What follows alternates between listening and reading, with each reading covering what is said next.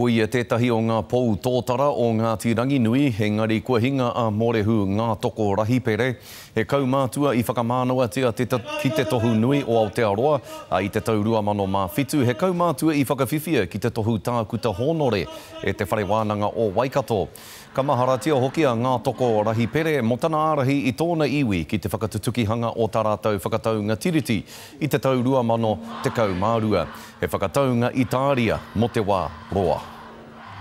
Ka tīkarotia te whenua nei, e kore rawa e wahiotia mai he whenua tōtika mō mātou.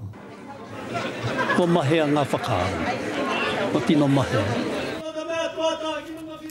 Nā, no te maramo o haki hea, i whakanui ai a Morehu ngā toko rahipere i tōna uhuritau iwa te kau.